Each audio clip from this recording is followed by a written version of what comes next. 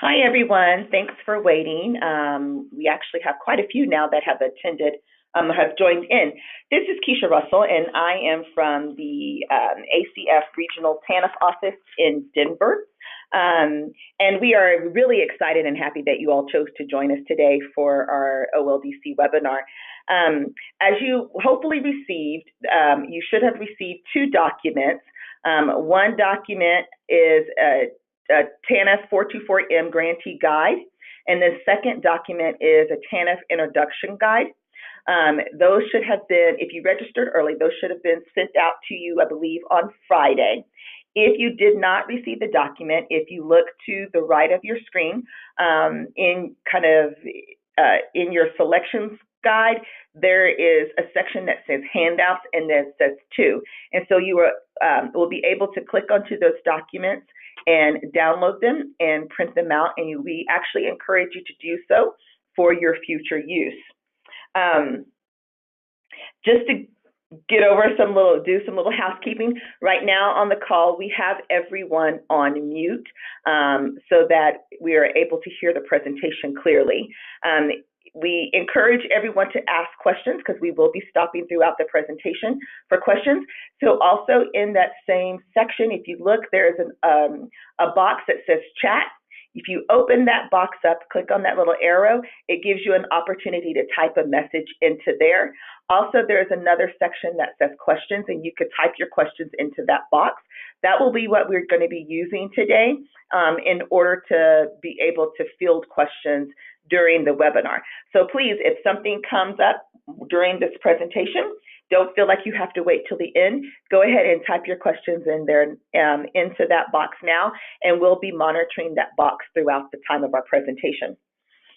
So since the housekeeping is done, thank you for coming to our OLDC webinar. What we are planning to do today is go over two documents that a work group here at ACF has gotten together to create in order for everyone to have in the future use for kind of some guidance and working with OLDC. The first document that we'll be going over is a TANF Introduction Grantee Guide. This guide is just what the title of it says. It gives you an introduction to OLDC, kind of gives you some tips on how to navigate OLDC, how to get yourself set up for OLDC. So we ask that if you are someone who already is using OLDC and has this knowledge, bear with us. We're going to get into some more specific information later on in the presentation. The second guide that we will be going over is the 424M, which is a specific guidance and a specific report that we ask that you complete and submit to us through OLDC. We will be walking through this information on how to put things in. The great thing about today's webinar presentation is we have partnered with our friends at GrantSolutions in order to provide the guidance and also to provide this webinar to you today. What's exciting about that is during this webinar, our partner at GrantSolutions will be demonstrating the guidance and walking through the steps of the guidance in a testing environment actually in OLDC. Therefore, please don't think that we're going to go through each guidance page by page. She'll be going through it she'll make references to it, but she'll be going through it in OLDC so that you will actually be able to see in a live testing environment what OLDC will look like as we go through these guidance and as you'll need to submit this information into OLDC.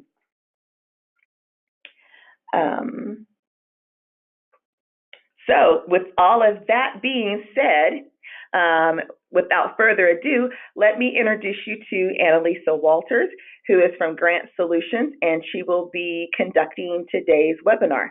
Annalisa. Thank you very much, Keisha. I'd like to welcome everyone to the Introduction to GrantSolutions Online Data Collection, specifically to submit the SF424M cover document for plans, amendments, and annual reports. I'm going to start the session by going over the agenda. So if you look at my screen, you may notice that I have this divided into two parts. As Keisha mentioned, we are going to begin with an introduction to OLDC, where I'll go over how to request OLDC access, how to log into the system, how to navigate verify existing permissions because everybody has the ability to do that with your own account, how to access reports, how to see the report form status page and what is available to you on this page, and also if you need to, how to access resources and support.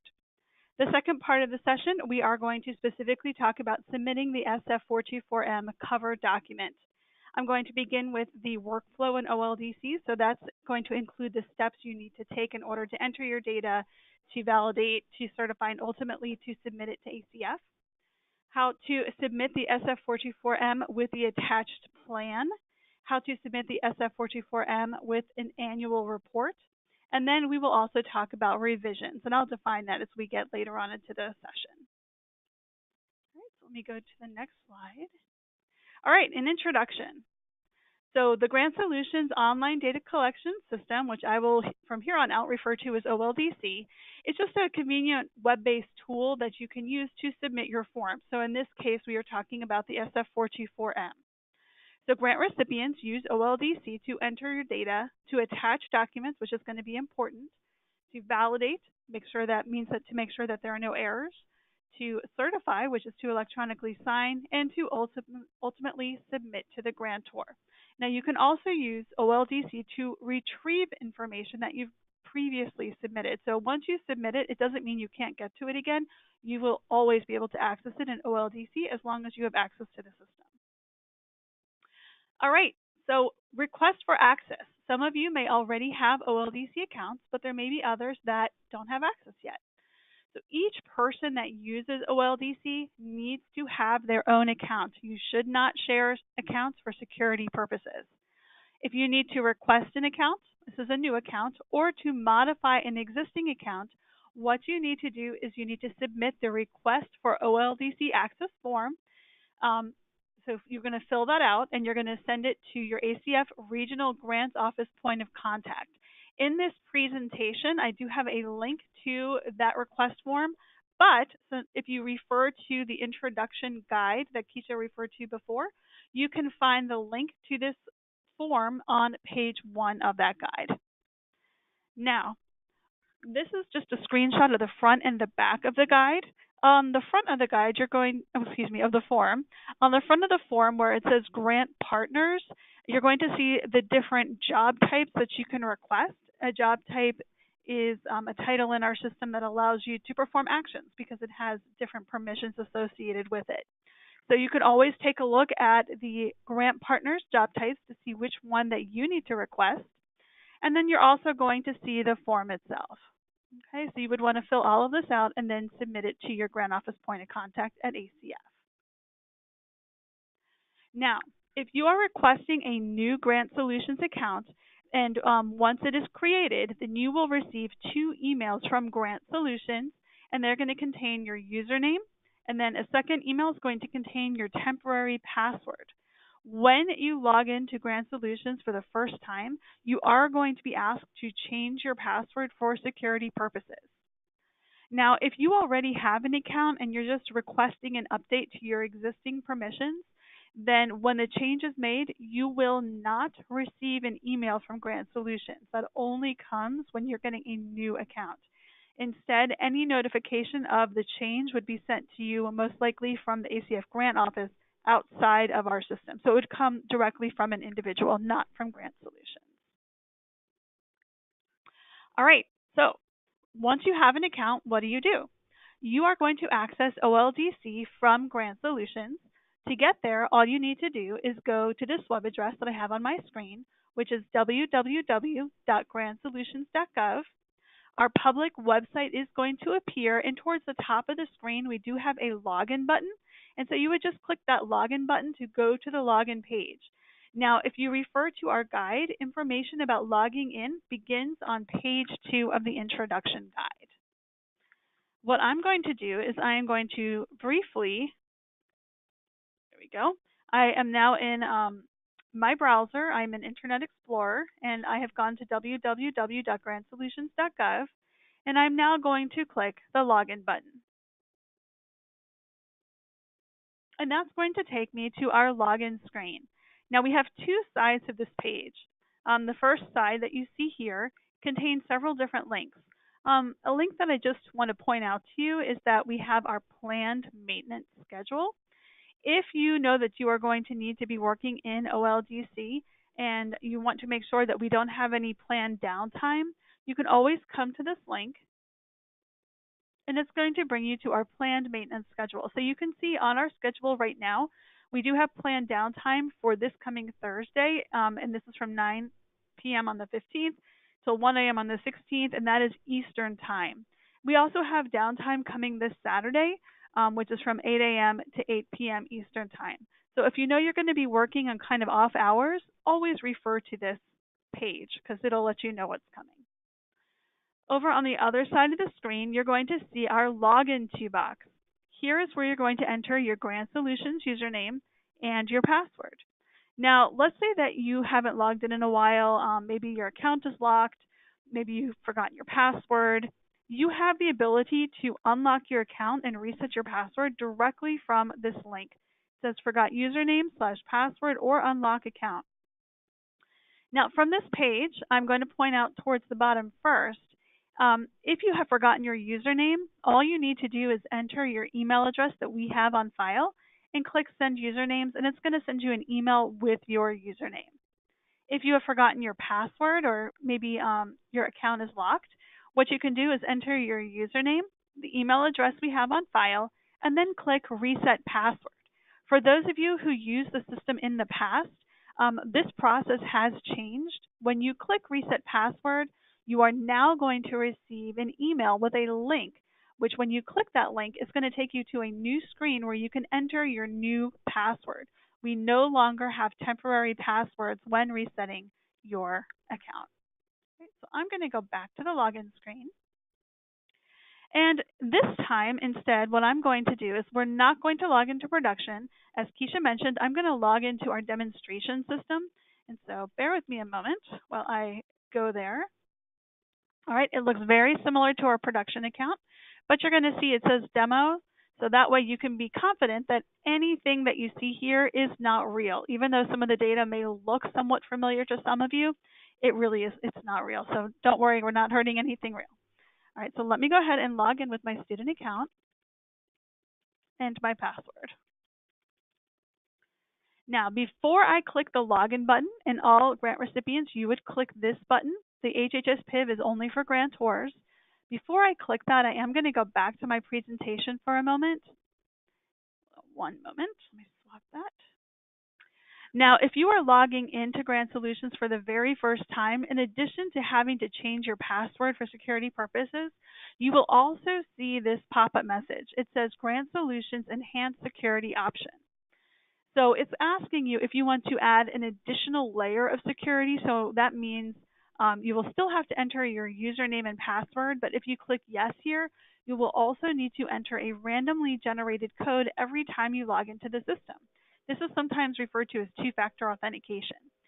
You can get that randomly generated code by getting a text message on your phone, having a voice message call you on your regular telephone, or if you have a smartphone, you can use something called Google Authenticator to get that randomly generated code. This is just an option. You do not have to turn this on. If you want to turn it off or not, just select no for now to not turn it on, and then later you can always go back to your profile and turn it back on. So I'm gonna just wanted to show that to you. So bear with me a moment. I'm going to go back to our demonstration login screen, and I'm going to click login. So I have logged in before, so I am not going to see that two-factor authentication message. All right, when I log into GrantSolutions, the first screen I'm going to see is my portal screen. Now, you'll notice towards the top that I have one menu option that says OLDC. To open OLDC, I would just click that link. Now, it is possible that some of you may have an additional menu option. It may say Post Award, and then you can select OLDC under that drop-down menu. But otherwise, you would just click OLDC and you would be good to go. You also have your profile here. I'm going to go ahead and click Update Profile. This is my own account. If any of your information changes, you do have the ability to enter it here to update it. Now, just something to be aware of, although you enter it here, it may not update in the form in OLDC. If you do make a change here and then you go to the SF424M and maybe you're the person who needs to certify or you're the primary contact and you don't see it update, then you can always reach out to our help desk and they will be able to assist. So I'm going to go ahead and click close. That's going to return me to my portal screen. And what I'm going to do is I'm going to click that OLDC menu option. And you'll see OLDC is going to open in a new tab. We'll just give it a moment. There we go. All right, so this is the OLDC homepage. Now, I want to point out that down the side here, we do have our menu list where you have the ability to access report form entry. That's one way you can get to the SF424M. We will look at user system settings in a little bit. This is something you can use to look at your own permissions. You can close OLDC by clicking End OLDC. And you can also go to News and Tips to get to our support site. But before I do any of that, I want to point out over to the upper right-hand corner, you're going to see it says Switch Homepage Enhanced. If I go ahead and click this link, and I do encourage you to do this, then my screen is going to refresh, and it's asking me, do I want to keep the enhanced OLDC homepage as my default? If I click yes, then when I log out of the system and log back in, I will always see this enhanced homepage with 3 tabs. If I say no, it will still show for this particular login session, but when I come back next time, it will be back just to that menu list down the center of the page. So I do want to keep this. I'm going to click yes. When I click yes, I do want to point out that on the left-hand side of the screen, I still have that same menu list. It hasn't gone away. But I now also have 3 tabs that we're going to talk about. So if I go to this first tab, which is My Recent Activity, it's going to show you all of the different forms that you have previously accessed and that you have performed an action on. An action would be something like clicking the Save button, clicking the Validate button, clicking any buttons. That is a way for you to have this appear on your My Recent Activity tab. Now, as you can see here in the table, I've had lots of activity. Again, keep in mind that this is just our demonstration system. You will only have access to the programs and to the organization that you belong to. So I've kind of changed my permissions on and off throughout time, so I have lots of them here. But you're going to always see the program name, the grantee name, that's your organization, the grant number, the report name, the reporting period start and end date, and the activity date that you last performed an action, and the status of the report. All of that is going to be here for you in this table. And you also will have actions. So for example, depending on my permissions and the status of the report, I will have the ability to view it. I can edit it if I have the ability to do so and it's not read-only.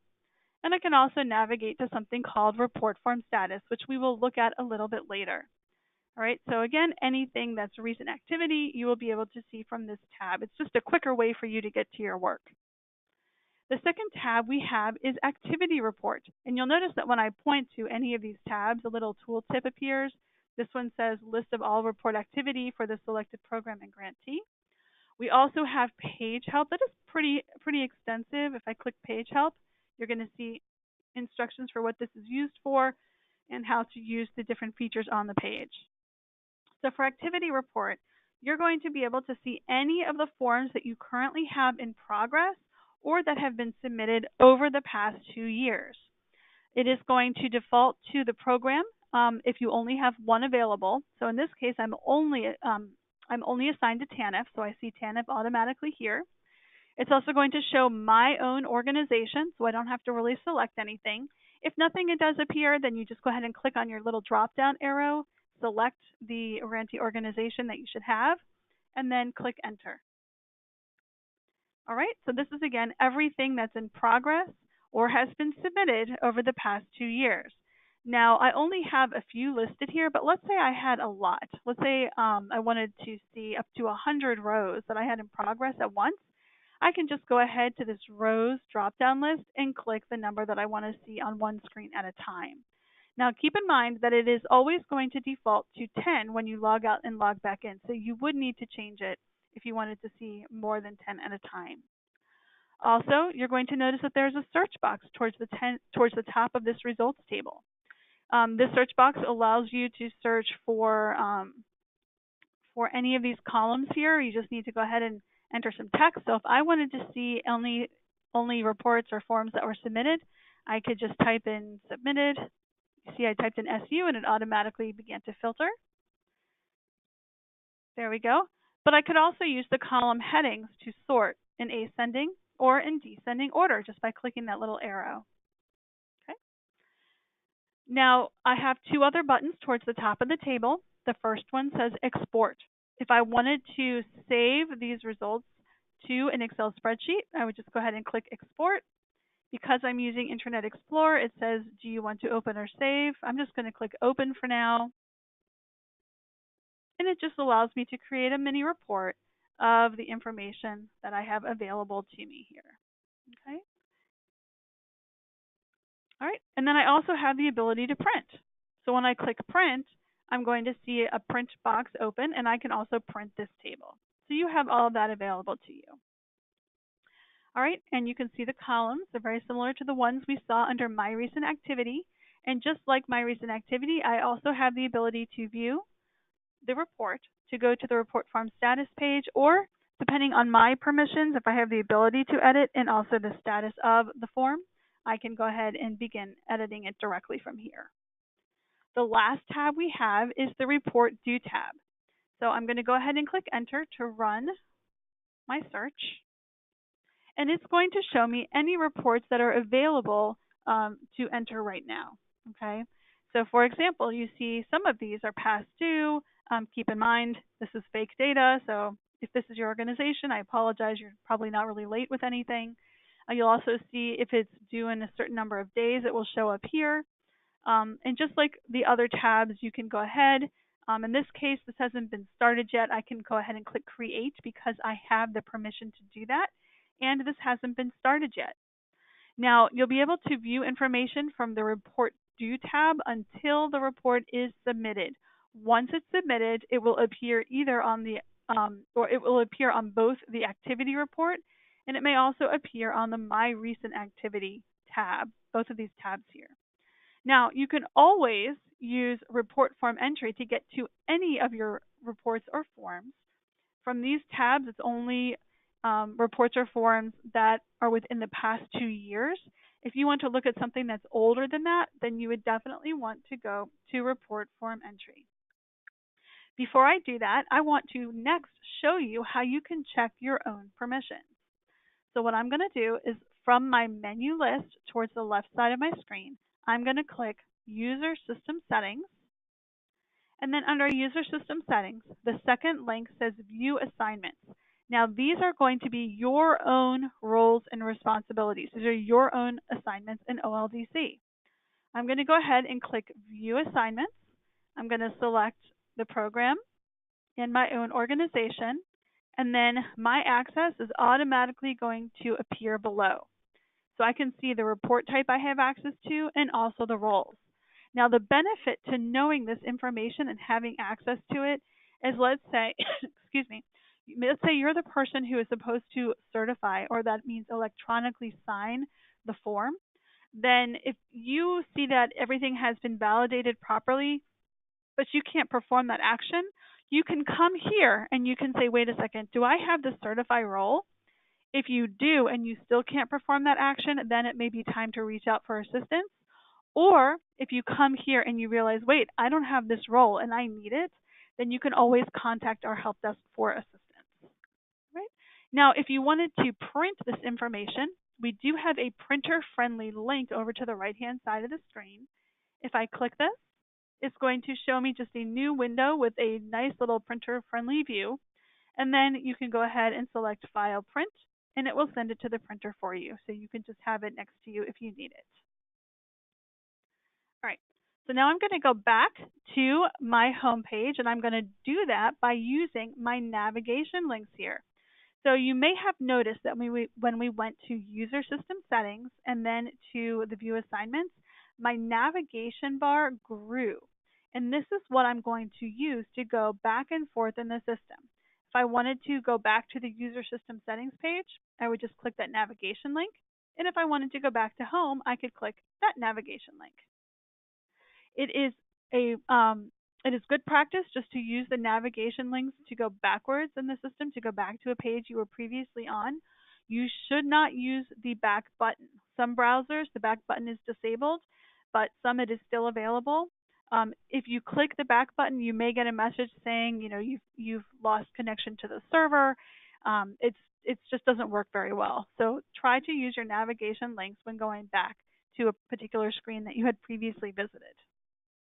Okay, so now what I'm going to do is I'm going to show you how to access one of your forms by going to Report Form Entry. So I'm going to use this link from the menu list instead of using one of these tabs. All right. This is just another way to access your information. It doesn't mean one way is better or worse. It's just another way to do things. So when I select Report Form Entry, it is going to take me to the form selection screen. From here, I would select my program name.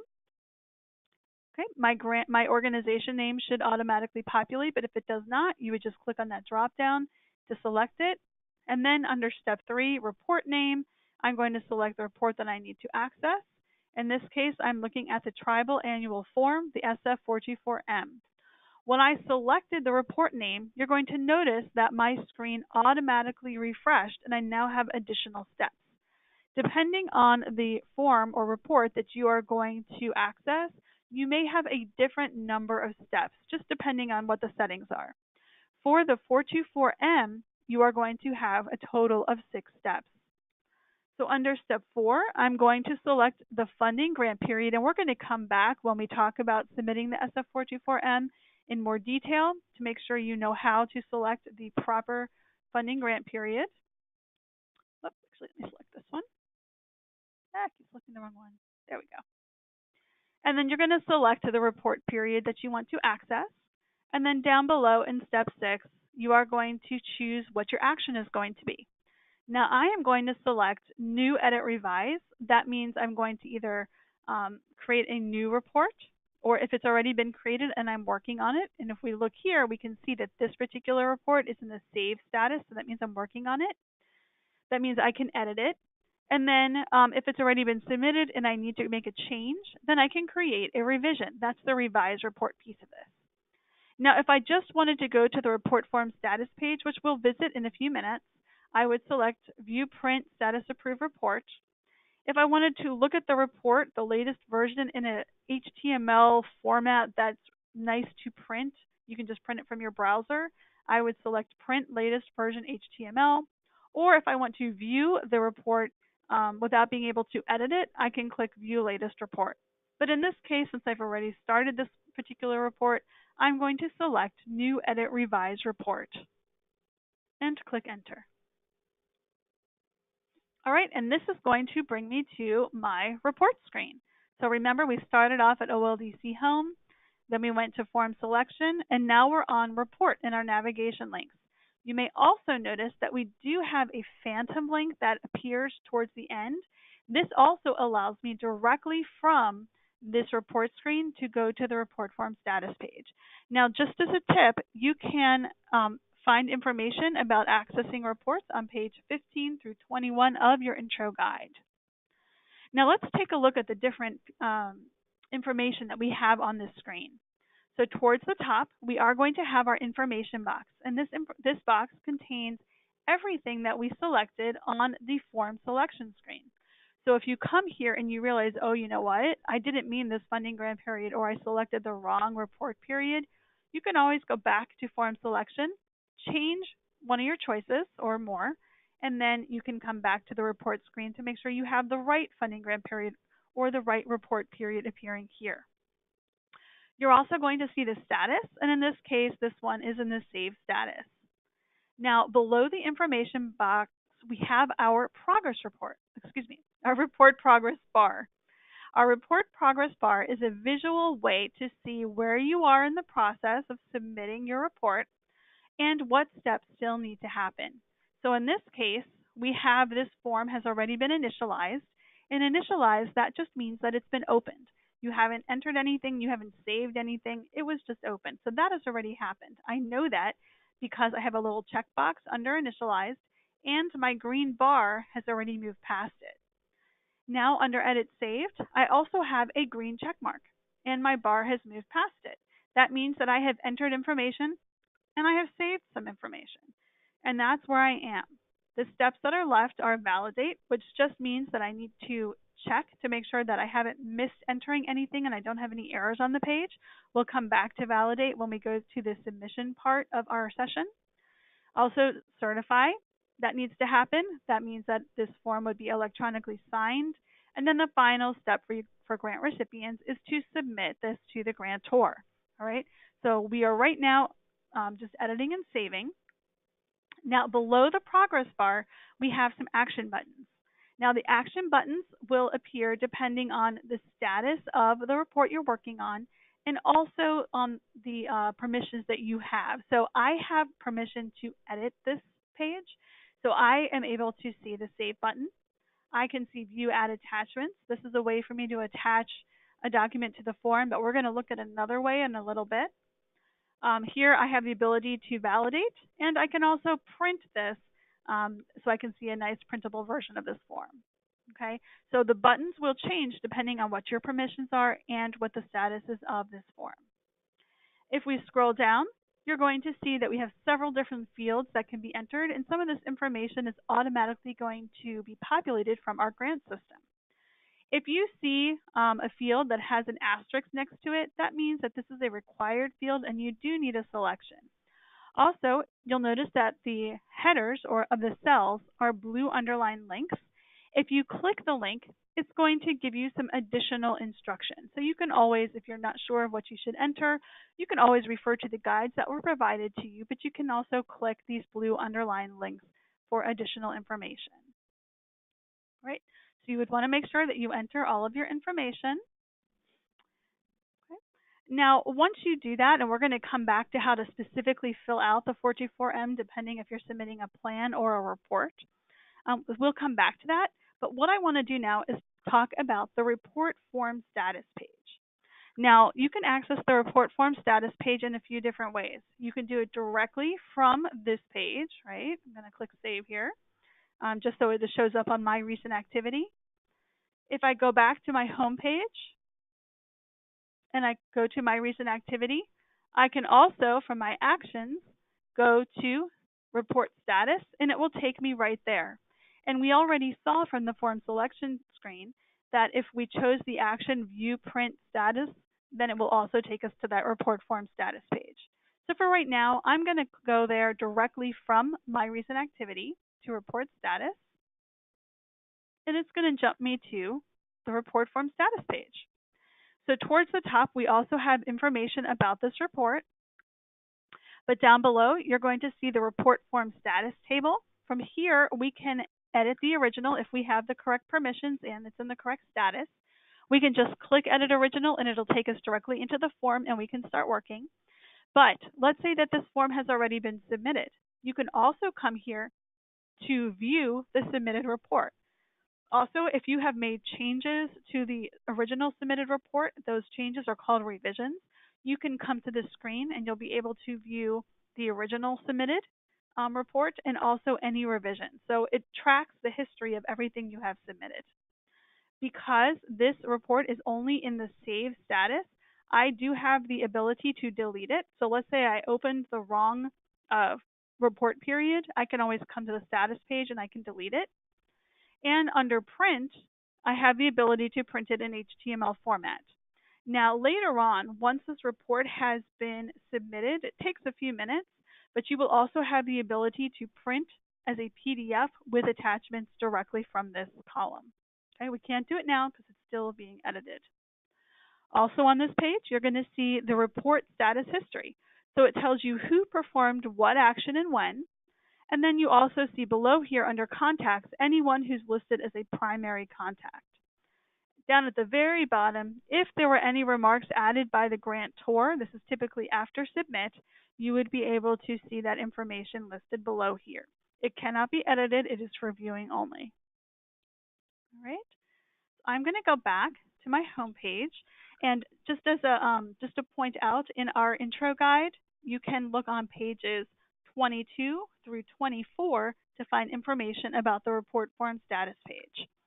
What I'm going to do is I'm now going to go back to our PowerPoint presentation. Bear with me a moment while I do that. All right. And we're going to talk about resources and support that are available to you. And the resources and support part of our guide can be found on pages 25 and 26. So you have documentation resources that are available to you directly in OLDC by selecting News and Tips from the homepage. Now, when you select News and Tips, you're going to be able to see release notes. That means any changes we make to the system, any announcements of anything that's coming. We have a few user guides. We have some quick sheets. We have some program-specific documentation you can access. And we also have some frequently asked questions. So this is available to you at any time directly from OLDC. Now, you also have the ability to contact our Partner Support Center, that's our help desk, and they will provide technical GrantSolutions assistance. That means if you can't log into the system, maybe you're missing a role, you're getting an error in the system, that's when you should call our help desk. If you have questions about what kind of information to enter in your SF424M or in your plan or your annual report, then you should reach out to your point of contact at ACF. Okay? But if you do have a technical system question, you can contact our help desk Monday through Friday, 7 a.m. to 8 p.m. Eastern Time. You can contact them by email at help@grantsolutions.gov and also by phone by dialing 866-577-0771. Now we're going to take a moment to see if there are any questions. Thanks, Annalisa. This is Keisha. Just wanted to remind everyone that if you do have any questions, we do have your phone lines on mute, so we're asking everyone to please use the questions box that's in your navigation panel within the GoToWebinar system. You may type in your question, and when you type it in, then your question will come to us for us to be able to pull up and to answer. We do have a couple of questions here. The first question is, in order to submit the request for OLDC access, how do we find out who our ACF Regional Grants Office point of contact is? And I can answer that question. So you may contact your regional program specialist in any of your regional office, and then they could provide you with the contact person for the grants management contact person in order for you to get your OLDC access. Another question says, I'm new to OLDC and I'm having problems setting my password. I've had to enter my temporary password several times. Am I doing something wrong? And Elisa, okay. Do you know an answer for that? Sure. So there could be a few reasons why it's not working. Number one, the password that is sent is only good for 24 hours. So if you try to type in your password after that 24 hours, then it would have expired. Another reason is that if you copy and paste that temporary password, sometimes it picks up an extra space. So when you paste it in, it's actually pasting the password plus the space, and so it's not going to be correct. So number one, I would recommend just typing it in. And number two, if it has been 24 hours and you need to access the system and that temporary password has expired, what you can do is always utilize that link from the login screen where it says reset password, username, unlock account, and you can reset your password, and you should be able to log in then. Great, thank you. And it looks like we have one last question. Are we supposed to use Internet Explorer or Chrome? Is there a difference? Okay, that's actually a really good question.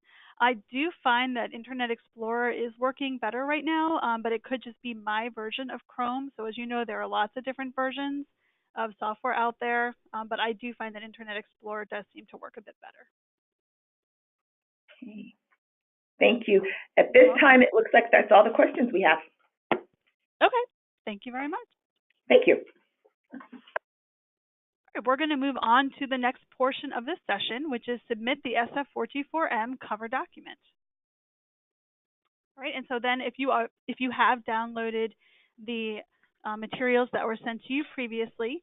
That would be the document that is titled Submit the SF424M Cover Document in the GrantSolutions Online Data Collection System.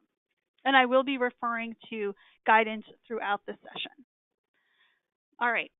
So the SF424M is a cover document that you will use to submit your plans, any amendments, and the annual reports. Now, grant recipients, you're going to use this, as we mentioned before, to enter data, attach documents, and that's really going to be key with the plans and annual reports, and then to validate, certify, and submit to ACF.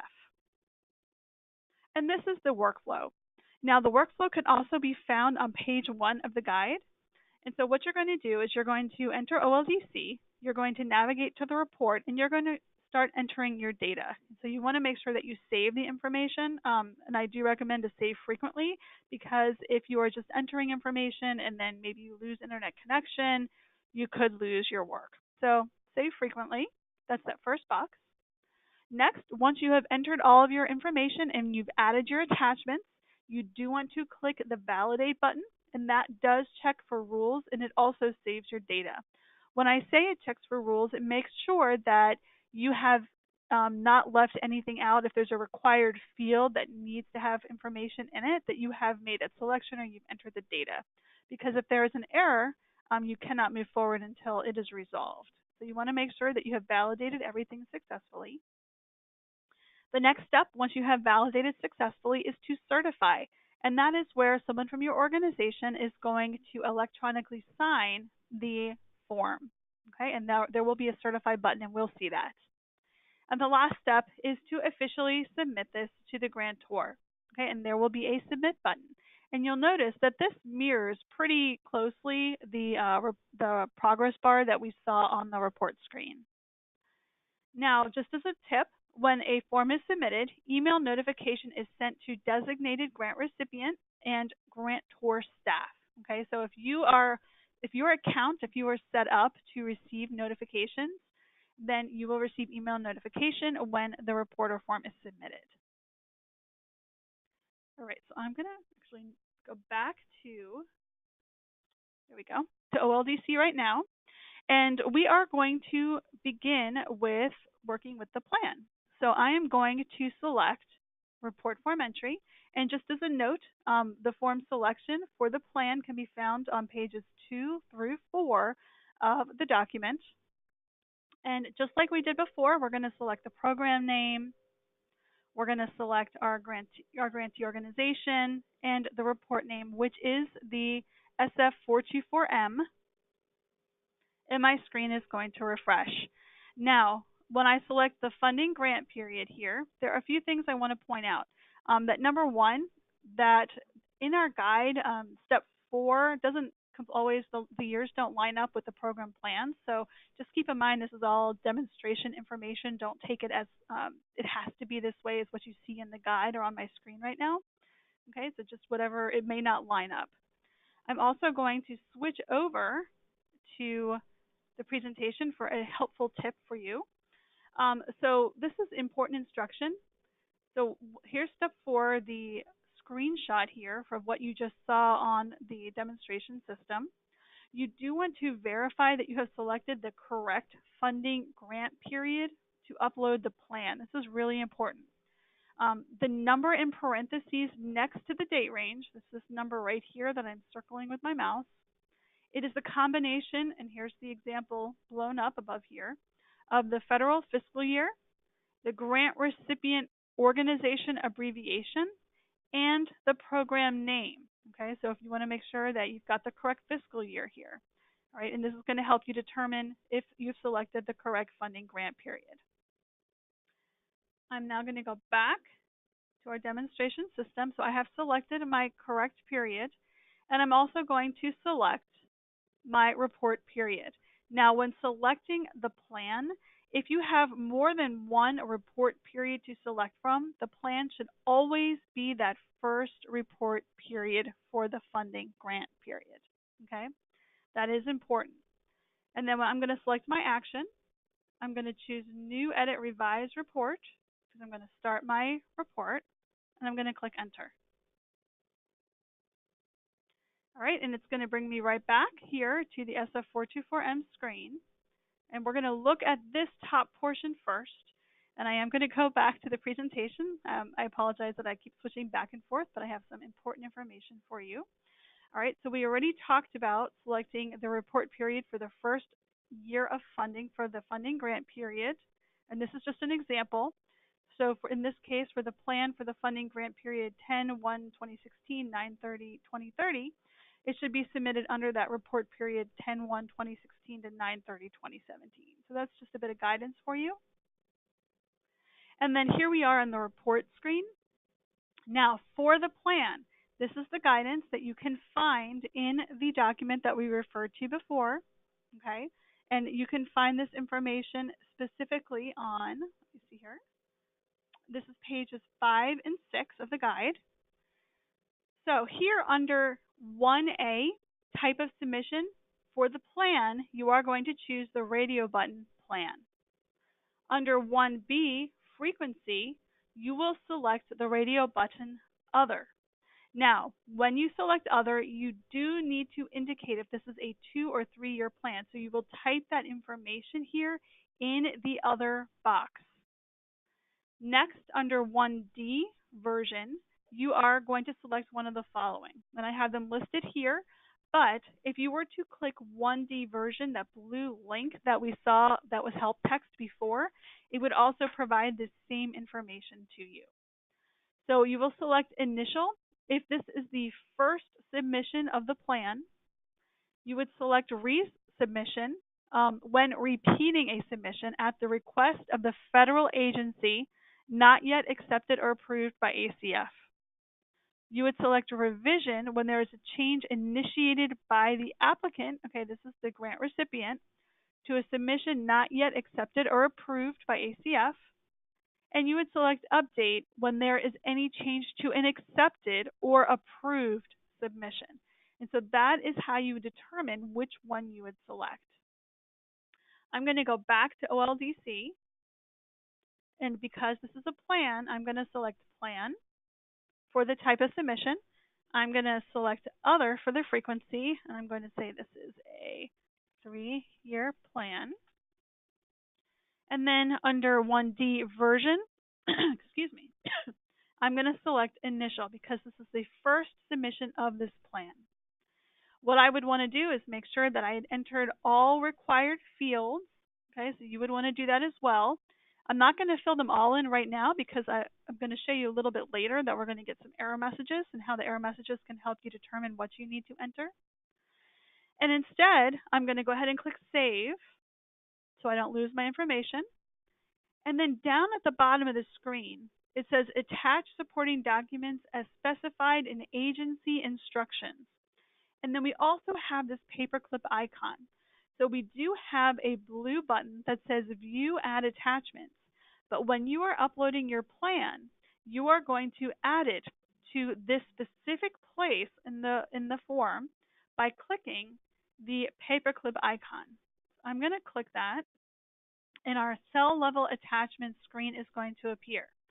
Now, for some guidance, I'm going to go back to my presentation, and you're going to see for the plan attachment that you are going to use the following naming conventions when adding attachments. And this information can be found on pages 7 through 9 of the guide. So when submitting the plan, you are going to use this naming convention. It's going to start off with the program name, which is TANF, and then plan, and then you're going to use the date of submission.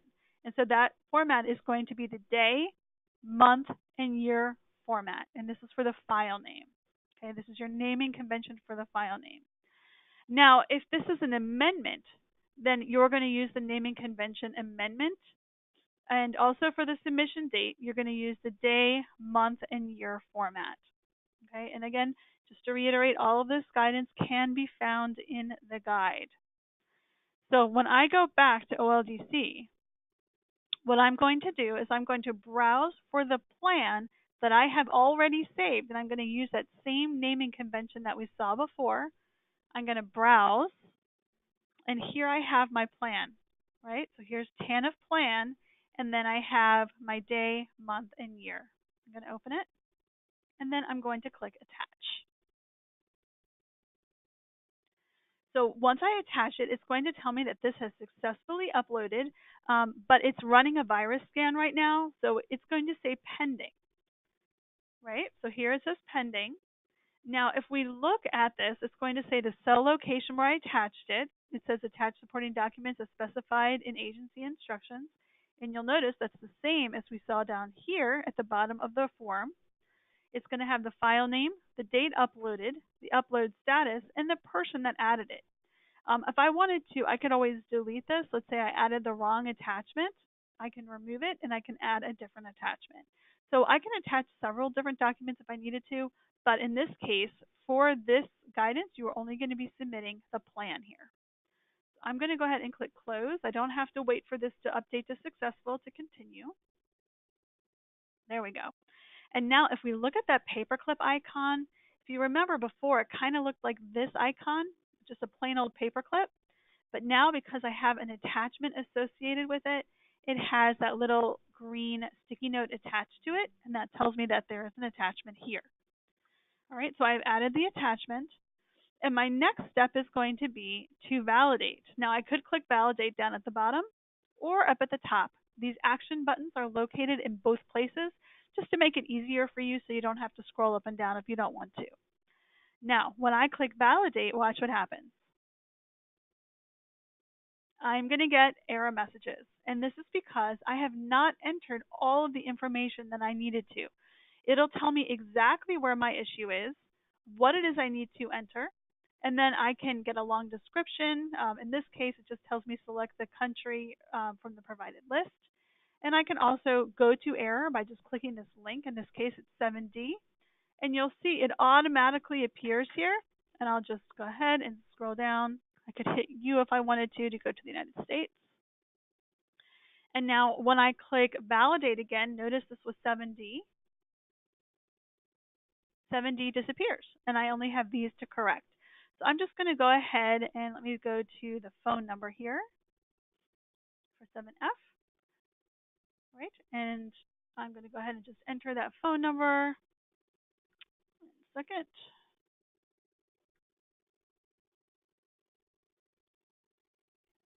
Actually, there's a lot of information I need to add here, so I will add that information.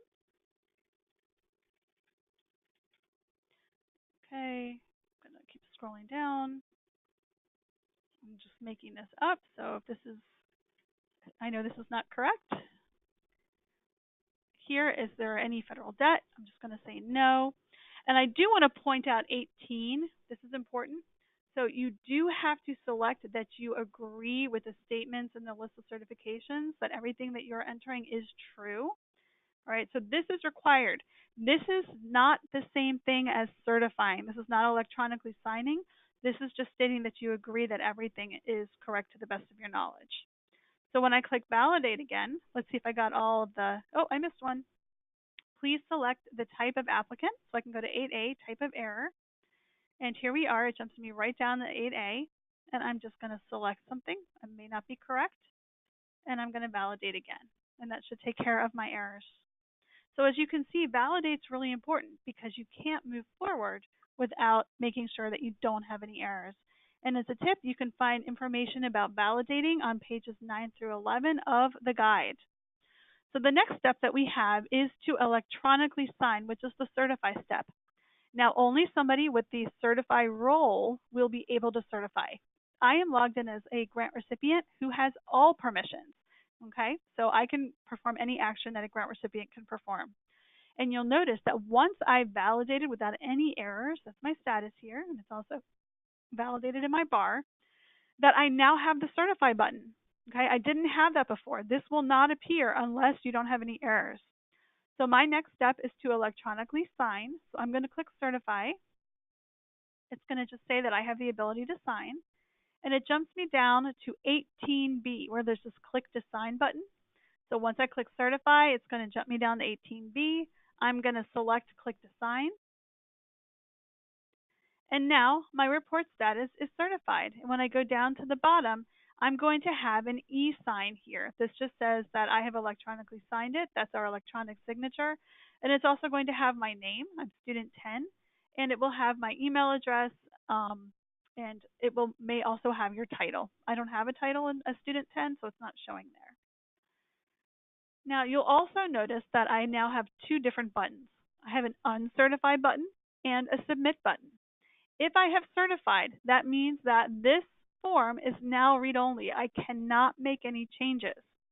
After certifying, if I realize that I made a mistake or I need to make an update, then the person with the certify role also will have the ability to uncertify until the report is submitted. Once it's submitted, that uncertified button goes away. But if I want to make changes, I can uncertify, make my changes, revalidate, and recertify. So I'm not going to certify right now or uncertify. Instead, what I'm going to do is I'm going to click Submit. So let me go ahead and click Submit. Click OK. There we go. We get a message saying that we have received your report. This page shows all reports we have received along with attachments. So here we go. Remember when we looked at this report form status page before, and when we submit, it automatically brings us to the report form status page? Before it said edit original because it was still, it hadn't been certified or submitted yet, the report. But now, because it has been submitted, it is read only. So we can just view original. Okay, so we can see the button to view the original report that was submitted. We can see the status which is submitted, the status date. Now you will not be able to unsubmit the report. If I were to click this right now, it would tell me that I don't have the ability to do that, and I will explain why in just a moment. And then we also have the HTML print form. Now, once, excuse me, once everything has finished converting, you should also have the ability to print as PDF with attachments here. Now, when you need to make changes to a submitted report, instead of unsubmitting, which is not going to be allowed, you will have the ability to create a revision. A revision is an exact copy of what you submitted, but the fields are open and you would still need to go through the save, validate, certify, submit steps. The reason for that is that there are a couple of different reasons for that. Number one, you'll keep a history of everything that was done and submitted right here on the report form status page. And also because you may use the same funding grant period and report period to submit an annual report as you do for the plan. And we're going to look at that in just a moment. Now down below, under where it says original file attachments, you're also going to see the plan that was attached, and that will always be here for historical purposes. So you can always see your plan. So I'm now going to go back to my form selection screen.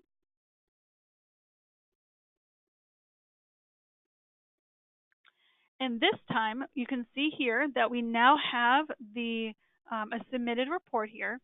And this was our plan. But let's say we want to submit an annual report, and we want to do it for the same period. What I'm going to do is I'm going to go back over to my presentation. All right. So as we mentioned before with the plan, make sure you select the correct funding grant period to upload the annual report. All right. Make sure you select the correct report period. That is, select the period of performance for which you are reporting on. Okay, that's also very important.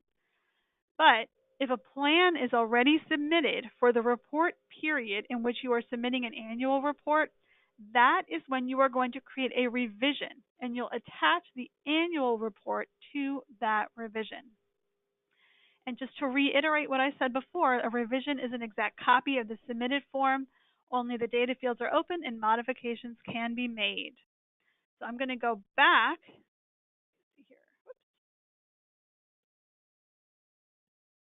to OLDC.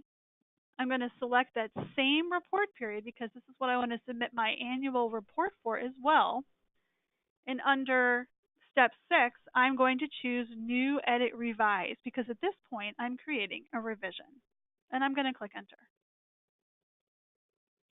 Now when the report screen appears, notice towards the top it's going to say in the information box that this is revision 1. Everything that I previously entered here is still available, But if we look towards the top, we know that we are not submitting a plan this time. Instead, we are going to be submitting the annual report. So I'm going to go back to the presentation so we can look at guidance on how to submit your annual report. So this time, under 1A, type of submission, for the annual report, you will select Other. So if this is a revision and you have previously submitted a plan, you will need to change this to Other for the annual report. Under 1B frequency, you are going to select the annual radio button. And if you had used this before for the plan, you will need to remove information from the Other box. Now, this doesn't change your original submission with the plan. By clicking that View Original button from the report form status page, everything that you originally submitted from your plan is retained. That will not change. This is just to submit the annual report. So you would make sure that you have annual selected here and anything in the other box is removed. And then, of course, you would select your choice for 1D version. Now, because this is the first submission of your annual report, you would select Initial, okay, because it's not a revised. Even though you're using the same 424M cover document, it's still the initial version of your report. And then after you have submitted the initial version of your annual report, if you then need to come back and do something else, then you would choose one of these other options. All right, so let me go back to OLDC.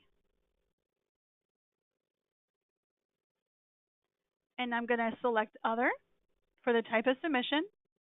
This is an annual report, so I'm going to choose that. I'm going to remove this, and I'm going to leave this as Initial. Now, just as a tip, information on for the annual report and how to enter that information, that can be found on pages 19 and 20 of the guide. But this whole section begins on page 15 with the form selection screen.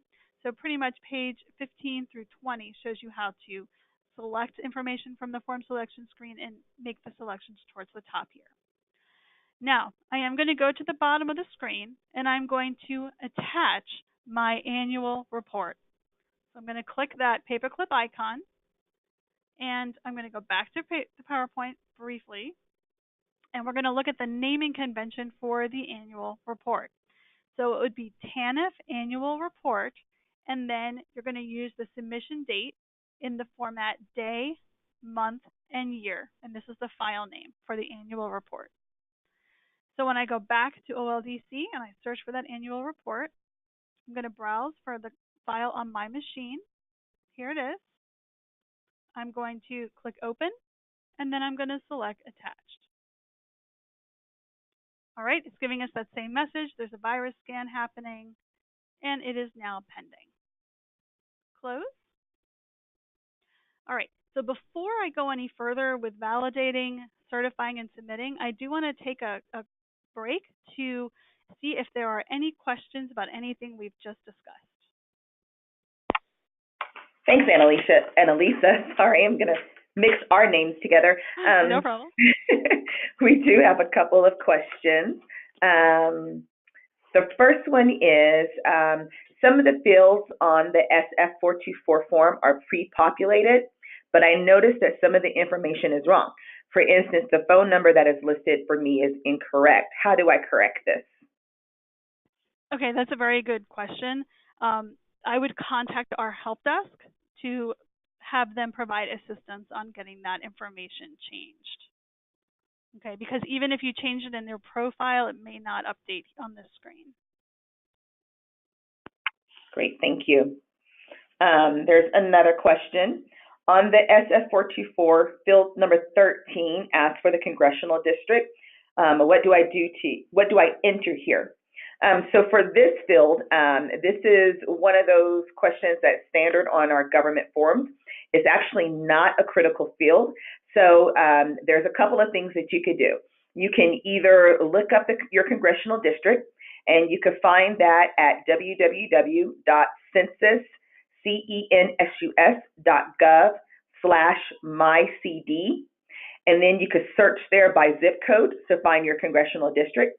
Or if you choose not to do that, you could simply put an NA literally NA, into that field, and it will accept that information. And then let me see. We do have another question that somebody is actually working in OLDC right now. I will let you know that we are searching for some more specific information for you.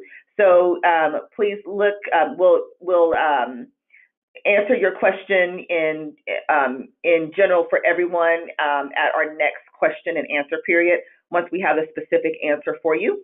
Okay, we just got another question that came in. It says, what happens if we click other or other by mistake?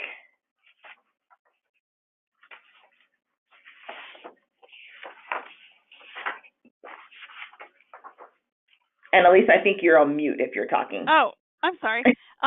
So when you're talking about selecting other, I just want to clarify, are we referring to the 1B frequency other for the plan instead of annual? I don't know if you can see if they're responding. Yeah, I can't see yet if it says both. For both. Okay. Yes. Well, Keisha, I guess the question is if they select the wrong radio buttons and they make it all the way to submission, I guess they would just need to create a revision. Is that correct? Because you would still have the original. I'm sorry, can you say that one more time? Sure. So I believe they would just need to, if it makes it all the way to submission, then they would need to go in and make a revision. And so yes, when we're talking about here for 1D revision, once you submit it again, then of course it would be this one, revision, any change initiated by the applicant to a submission not yet accepted or approved by ACF. Yeah, I would agree with that. Okay, one other question came through, says, will we, I'm guessing this is to say, will we be able to unsave, unsubmit, and uncertify? So you will not be able to unsubmit, but if it hasn't been submitted yet, you will have the ability to uncertify. Once it's uncertified, then all fields are open. It's kind of like it's going to be in the edit save status. So then you would just make your changes, resave, revalidate, recertify, and then when you're ready, you'll submit. Okay.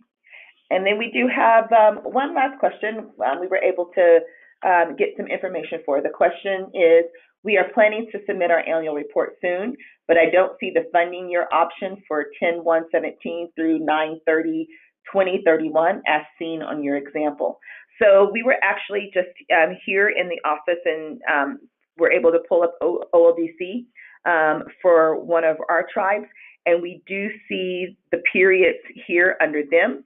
So what we're going to advise you to do is contact your regional program specialist at your regional office, and then work with them, and they should be able to provide you with some more direct assistance there. Because in your question here, we're not seeing that that's not available. So I would say that when you're working on the funding periods and you're trying to select information, a funding and grant period, if what you're seeing you don't think if what you see you think something else should be there, then I advise you to contact your regional office to ask more specific questions there. Okay. Okay. And at this time, I don't see any other questions, so I'll turn it back over to you, Annalisa. Thank you. All right. So what I'm going to do now is I'm going to save this information, right? I've added my attachment already. I'm going to validate, and just as a tip, validate also saves, so I didn't technically have to do both actions separately. I could have just validated and it would have saved it as well. Once I validate, because I have everything good, I can go ahead and click certify. And that means I can now select the click to sign button. There we go. So now I'm in the certified status. And then last but not least, I can submit just like we did before.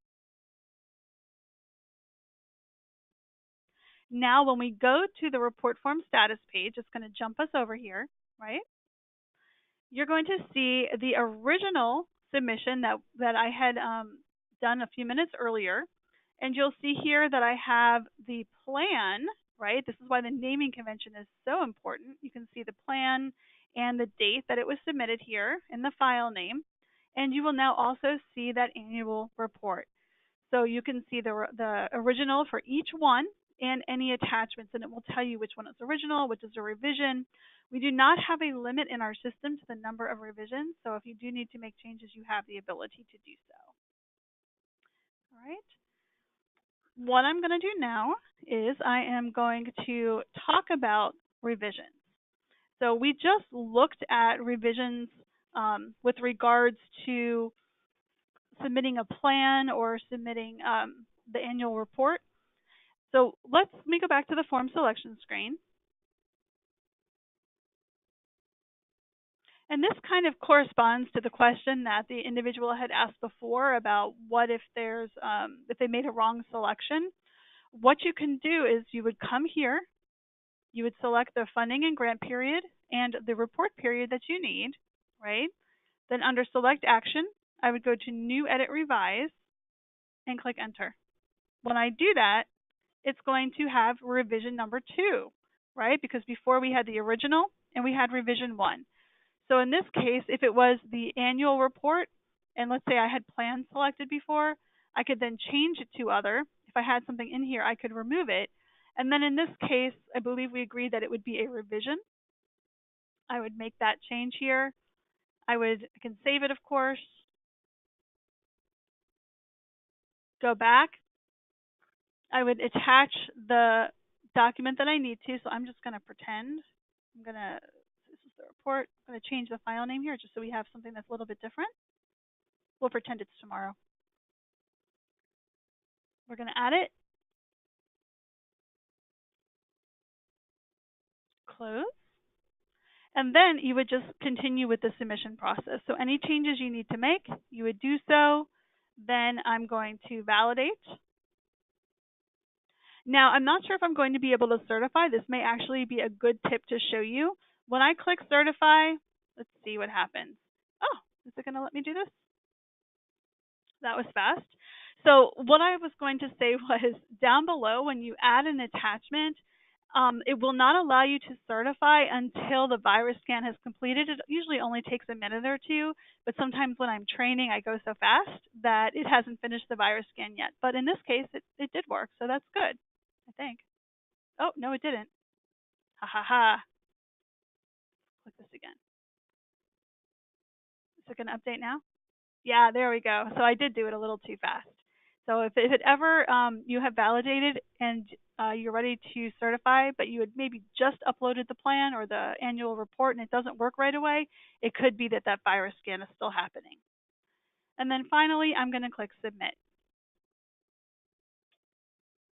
And when it brings me to the report form status page, we are going to see everything. The original, revision 1, revision 2, and I can see all the file names with those naming conventions, which are so important. All right, and I'm going to go back to the presentation for just a moment. There we go.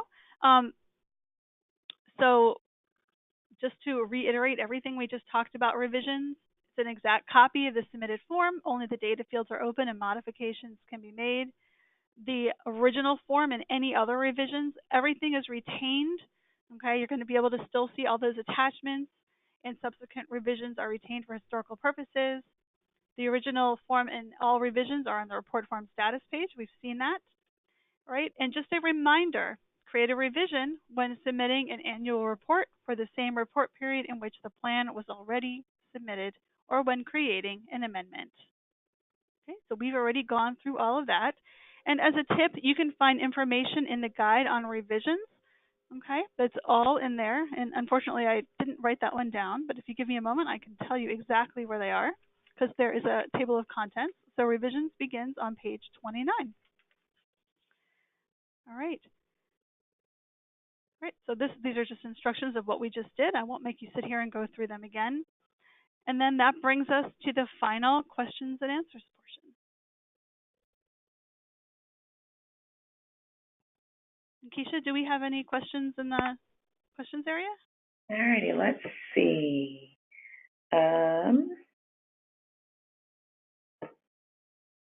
I'm not seeing any questions, so I just wanted to remind everyone at this time, if you have any questions, please type them into the question box there on your navigation panel within the GoToWebinar system, and they will pull up for us.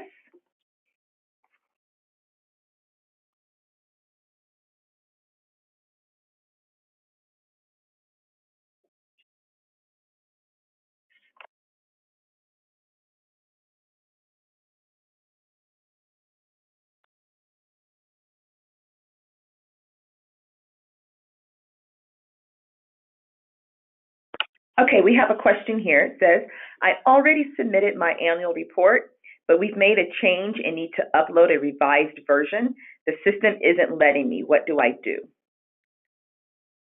Okay, I guess the first question I would ask is if you've already submitted it, and is it, I guess it should be in the submitted status. If it's in the submitted status and you don't have the ability to create a revision, then I would contact our help desk to make sure that you have the role to be able to do so. Now, you can also go and look at your own permissions to see if you have the ability to create a revision. And if we go ahead and look at the permissions piece, I'm actually going to go back to OLDC to show you what that looks like. So I'm going to go back to OLDC Home, User System Settings, View Assignments. I'm going to select TANF in my own organization. And then here I can see these are the forms I have access to, and here are the roles. So this is the role you need, Revise Submitted Grant Form. If you don't have that role, then you will not be able to create the revision, and our help desk can help you with that.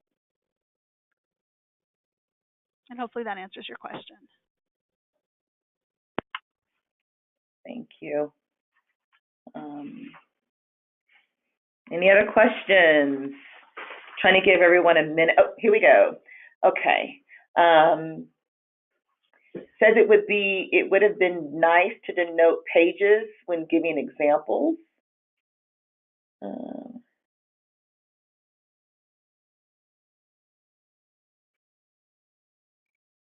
Okay. So just to respond to your comment, I'm sorry if you were having a hard time following the examples and the guidance. What our hope was to actually show you what is in the guidance and to show it to you in the OLD system, so that you could see exactly what it looked like and what the steps were, and what they were going to look like to go through the system, particularly when working with the 424, instead of going through the document and showing you screenshots. If you're finding that you're still having a little bit of difficulty going through the OLDC system with the guidance, please contact your regional office, and at your regional office we'll do what we can to work with you and walk you through the steps. Okay. Another copy, it says, where do we get a copy of the PowerPoint and other documents? So that is a really good question and something I was going to let you all know. The webinar is being recorded and will be available on the Peer TA website. I think you have to give it maybe a week or two for them to get everything posted onto the Peer TA website. The handouts, the documents that Annalisa was referring to, the 2 guidance documents, are available for you to download here within the GoToWebinar. So if you go to your navigation pane, you'll see a selection that says handouts, and right next to it you'll see the number 2. If you click the arrow, it'll drop down and you'll see 2 PDF documents. One is the TANF 424M Grantee Guide. The other one is the TANF Introduction Grantee Guide. You could pull those documents up, download it, and print them out. If something happens and we end the webinar and you're still not able to access those guidance, please contact your regional office, and we can make sure and get those guidance, the guidance documents sent out to you. Another question. This is the guidance for TANF federal finance. This is the guidance for TANF federal financial reports and federal programmatic reports only. Is that right? No other federal program will use this type of guidance. So the guidance documents in this webinar is strictly for the program side. It's not for financial side. So, and these guidance refer strictly to TANF and the introduction for OLDC for the TANF program, and then the 424 is a program report, and so it is strictly for that. So it does not include any of the financial reports, and it also does not include any other programs, strictly to TANF.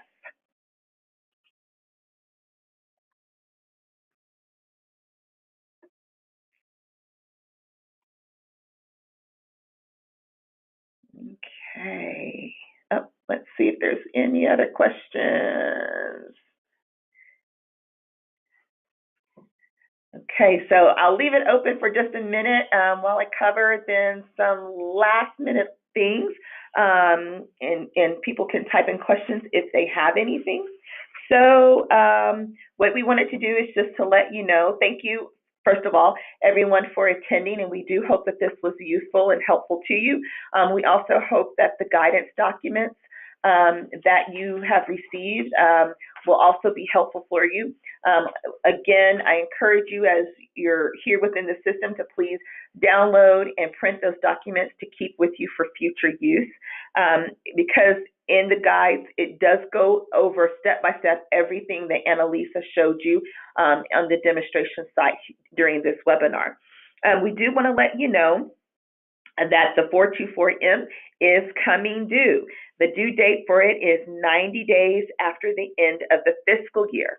That specific date, we believe, is December 28th. So basically, you have until about the 28th to be able to complete that document and get your annual report submitted. Yes, we do recommend not waiting, particularly if you have not been into OLDC a while, then you may need to do some things to get your access put back up. So please don't wait until that week that the document, the annual report is due to try to get that submitted. We encourage you to start early. That way, if you have any questions, then you can reach out to your federal partners, and we'll have time to be able to provide you the assistance that you need. At this time, I don't see any other questions. Annalisa, did you have any other parting comments? Just to thank everyone for participating today, and hopefully this was helpful. Great. Well, from everyone here at OFA, we do want to give out a big old shout out and thank you to Annalisa for all your assistance with this and for being so available to us and going through this webinar and doing this, the live demonstration for us. We really appreciate your help with all of this. Also to everyone else that joined us, all of our grantees and our partners out there, I want to say thank you very much for spending your morning with us and going over the OLDC guidance documents that we presented to you. Again, if you have any questions, please feel free to contact your regional office. Until we do want to encourage everyone, let me put out another plug out there. This afternoon, we have the virtual learning cohort call. So if you don't have anything else scheduled, or if you have time, we encourage you to attend the OFA Tribal Virtual Learning Cohort, the monthly call. We've opened it up for everyone to participate this time. So hopefully you'll be able to join us there. So we'll talk to you soon. Thanks for spending time with us. Thank you, everyone.